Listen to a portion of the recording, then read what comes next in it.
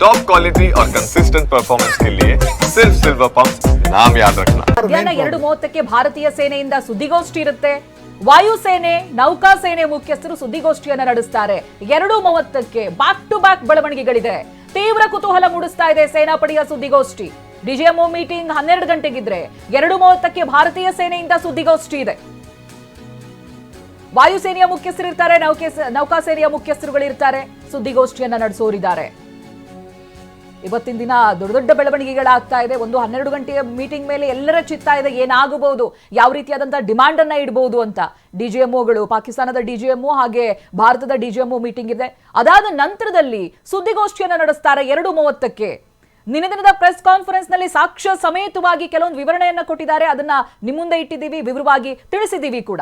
ಯಾವ್ಯಾವ ವಾಯುನೆಲೆ ಮೇಲೆ ದಾಳಿ ಆಗಿದೆ, ದಾಳಿ ಆಗೋದಕ್ಕೆ ಮುಂಚೆ ಯಾವ ರೀತಿಯಾಗಿತ್ತು, ಅನಂತರದಲ್ಲಿ ಏನಾಯ್ತು ಅನ್ನೋದಾಗಿ 11 ವಾಯುನೆಲೆಗಳ ಸ್ಪೆಷಾಲಿಟಿ ಏನೇನಿತ್ತು ಅನ್ನೋದನ್ನು ಕೂಡ ನಾವು ವಿವರಿಸ್ತಾ ಇದ್ವಿ. ನೂರ್ಖಾನ್ ಒಂದು ವಾಯುನೆಲೆಯಲ್ಲಿ most strategic air force base ಅದು ಪಾಕಿಸ್ತಾನಕ್ಕೆ. ಅದರ ಜೊತೆಗೆ ಮುರಿದ್ನಲ್ಲಿ ರಡಾರ್ ಇನ್ಸ್ಟಾಲೇಷನ್ ಅನ್ನ ಹೊಡೆದು ಹಾಕಿರೋದಿದೆ.